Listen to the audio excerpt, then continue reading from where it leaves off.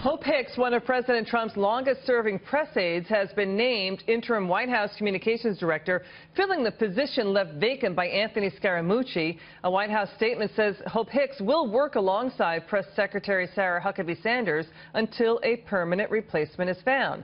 Let's bring back Wendy Osefo and Brunell Donald-Kyei. Brunell, this news comes as we got breaking news right now. Economist YouGov survey shows that confidence in the Trump economy has nearly doubled versus the Obama years. That's just breaking now. People out there, Brunell, are still feeling really good about their personal financial situation right now. Go ahead, Brunell. Oh, yes, definitely. You know, the economy booming is good for all Americans. You know, it's a great way where our poor and middle class can now know that there's confidence that there are actually jobs out there for them, that they can actually get a chance at the American dream. So any way that jobs can be brought, especially into our inner cities where so many people are suffering and hurting, many going to jail, standing on corners because they don't have a job, and also ending up in the morgue.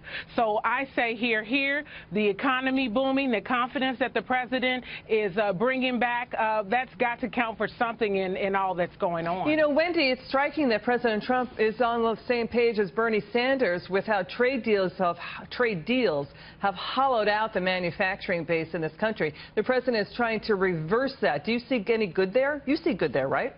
There could be good there, but I just want to point to something, and just to marry the last segment with this segment. I find it really interesting that we talk about the economy and we talk about the figures, and it's at an all-time high and it's doubled since Obama, but then the president wants to say that providing jobs will then bridge the gap with race relations. So you can't say one thing and then have that thing occur, but then race relations are still an issue. So which one is it? So clearly, if this is the case and the economy is booming, then his whole narrative about race relations and its linkage to employment is flawed, because it doesn't make any sense. I hear what you're saying. Here we go again. Hang on a second. Brunell, to your point. Excuse me, Brunell, sorry, please. forgive me. Hang on.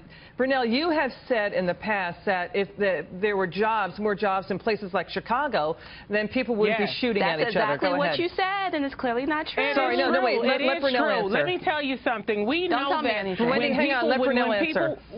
We know that when people are at work, they're not busy out shooting. They are busy making their families safe. We want to make sure that men and women in our poor and middle-class communities have jobs. A lot of these young people are out here broke, starving, in morgues or in jail cells or selling drugs because they don't have the opportunities at vocational programs and jobs. This president is saying, look, those individuals on the bottom down there that are suffering, the poor, I want to bring jobs into the economy to, you know, enrich you and your family and to, you know, stop the violence. We know that when the work figures are up, violence goes down. That's a given. That's study. That's academic. Brunell, you heard that. Brunell, you have personally heard that. Brunell, you personally heard that from individuals, Brunell, right? You've heard that. Absolutely. In Chicago. I've not only heard it, I see it. I know the difference when people are working and when it's not contradictory. It's the truth. People need jobs.